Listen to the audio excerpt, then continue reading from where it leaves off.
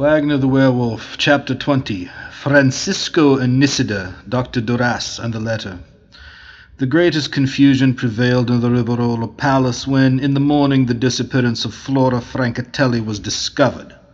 Nisida hastened at an early hour to her brother's apartment and intimated to him the fact that she was nowhere to be found. Francisco, who was already dressed, was overwhelmed with grief at this announcement, and, in the first access of excitement, conveyed to her his intention of seeking the young maiden throughout the city. He was hastening to quit the room when Nisida held him back and intimated to him that his anxiety in this respect would create suspicions injurious alike to his reputation and that of Flora Francatelli, the more so as she was but a menial in the household. Francisco paused and reflected for a few moments. Then, having tenderly embraced his sister, he hastily addressed her by the symbolic language in which they were accustomed to converse. "Pardon me, beloved Nisida, for having kept a secret from thee, the only one that my heart has ever so selfishly cherished." Nisida appeared to be profoundly astonished at this communication and made an impatient sign for him to proceed.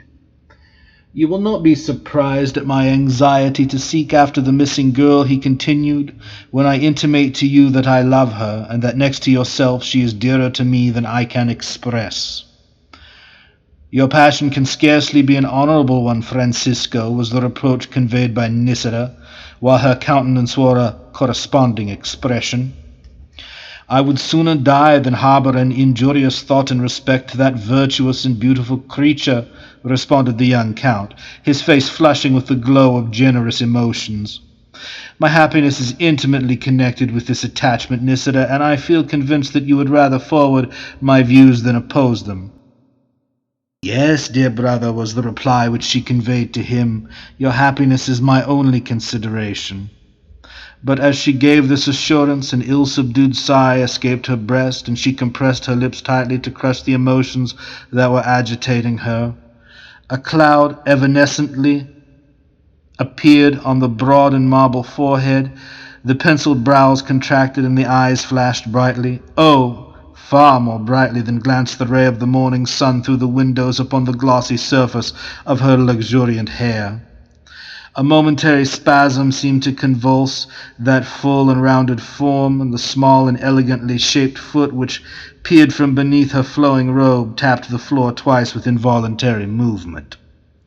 Mistress as she usually was of even her most intense feelings, and wonderfully habituated by circumstances to exercise the most complete command over her emotions, she was now for an instant vanquished by the gush of painful sentiments which crowded on her soul. Francisco did not, however, observe the transitory evidence of acute feeling on the part of his sister, a feeling which seemed to partake of the nature of a remorse, as if she were conscience-stricken. For she loved her brother deeply, tenderly, but after the fashion of her own wild and wonderful disposition, a love that was not calculated always to prove friendly to his interests. Francisco paced the room in an agitated manner. At length he stopped near where his sister was standing and intimated to her that Flora might perhaps have repaired to the residence of her aunt. Nisida conveyed to him this answer: "The moment that I missed Flora, ere now, I dispatched a domestic to her aunt's cottage, but she has not been there since Sunday last." "Some treachery is at work here, Nisida," was the young count's response. "Flora has not willingly absented herself." At this moment Francisco's page entered the apartment to announce that Dr. Duras was in the reception room. The young count made a sign to his sister to accompany him, and they proceeded to the elegant saloon where the physician was waiting. Having saluted the count and Nisida with his usual urbanity, Dr. Duras addressed himself to the former, saying, "I have just learnt from your lordship's page that the favourite attendant on your sister has most unaccountably disappeared." "And both Nisida and myself are at a loss what to conjecture or how to act," replied Francisco. Florence is at this moment the scene of dreadful crimes, observed the physician. Yesterday morning a young female was murdered by a near neighbor of mine. I was astounded when I heard of the arrest of Signor Wagner on such a charge, interrupted the Count. He was latterly a frequent guest at this house, although I believe you never happened to meet him here. No, answered the physician, but I saw him at the funeral of your lamented father, and once or twice since in the garden, attached to his mansion, and I certainly could not have supposed from his appearance that he was a man capable of so black a crime.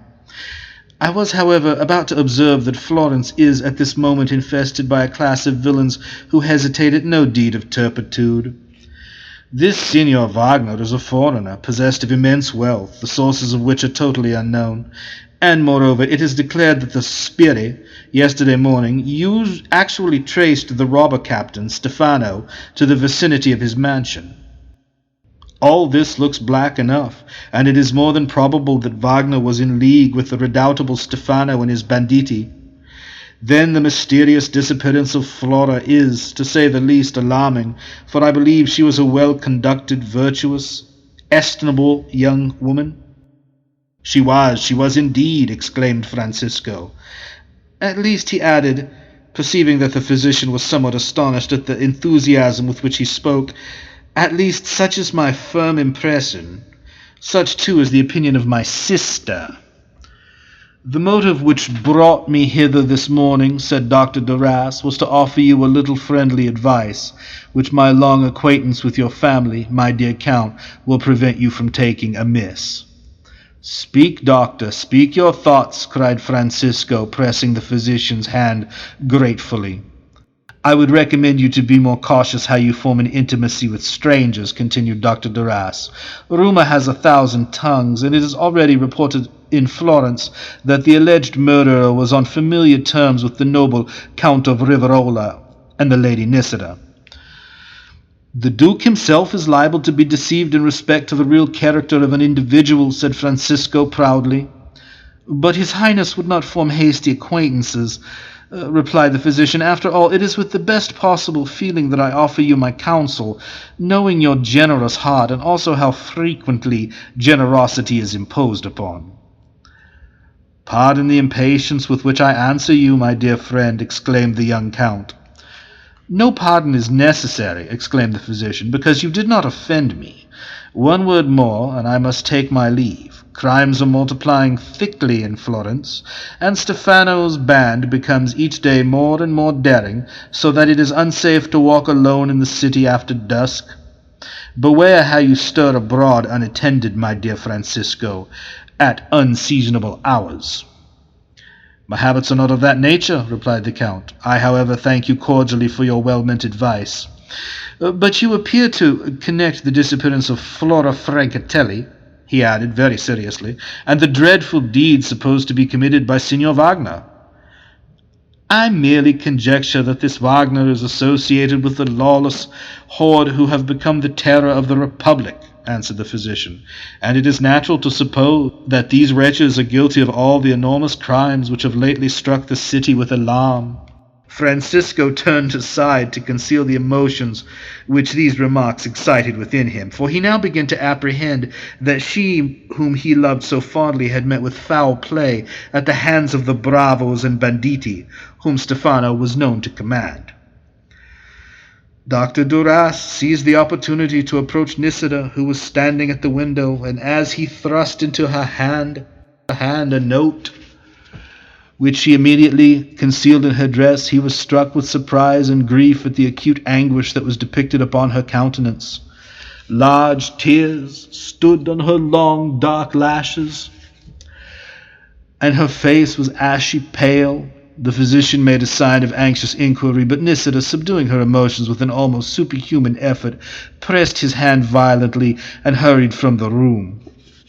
Dr. Duras shook his head mournfully, but also in a manner that showed that he was at a loss to comprehend that painful manifestation of feeling on the part of one whom he well knew to be endowed with almost miraculous powers of self-control. His meditations were interrupted by Francisco, who, addressing him abruptly, said, "In respect to the missing young lady, whose absence will be so acutely felt by my sister, the only course which I can at present pursue is to communicate her mysterious disappearance to the captain of police." "No time should be lost in adopting that step," responded the doctor. "I am about to visit a sick nobleman in the neighborhood of the captain's office. We will proceed so far in each other's company." The young count summoned his page to attend upon him, and then quitted the mansion in company with the physician. In the meantime, Nisida had retired to her own apartment, where she threw herself into a seat and gave vent to the dreadful emotions which had for the last half-hour been agitating within her bosom. She wept. Oh, she wept long and bitterly.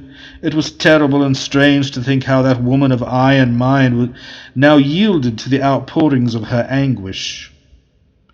Some time elapsed ere she even attempted to control her feelings, and then her struggle to subdue them was as sudden and energetic as her grief had a moment previously been violent and apparently inconsolable.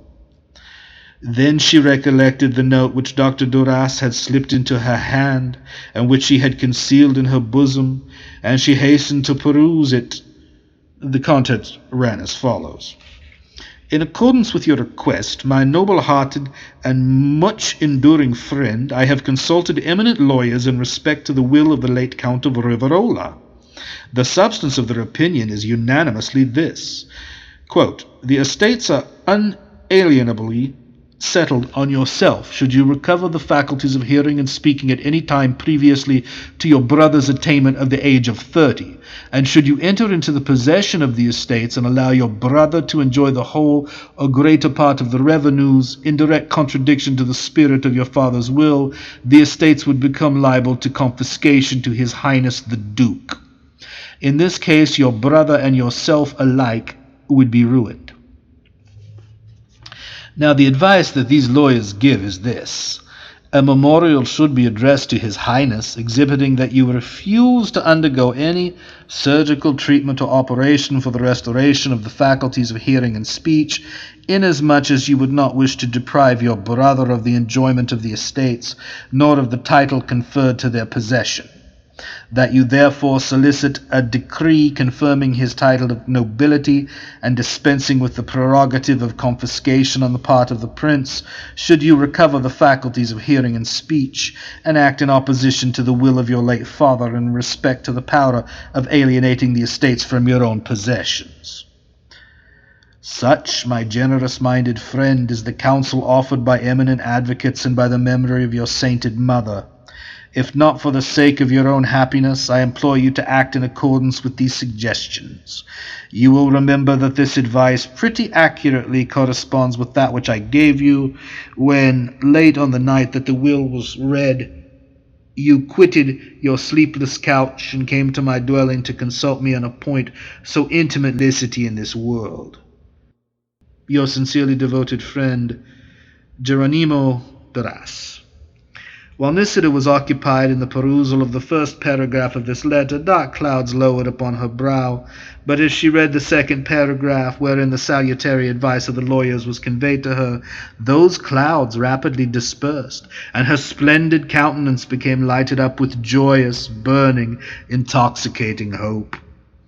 It was evident that she had already made up her mind to adopt the counsel proffered by the eminent advocates whom the friendly physician had consulted on her behalf. End of Chapter 20. Wagner the Werewolf.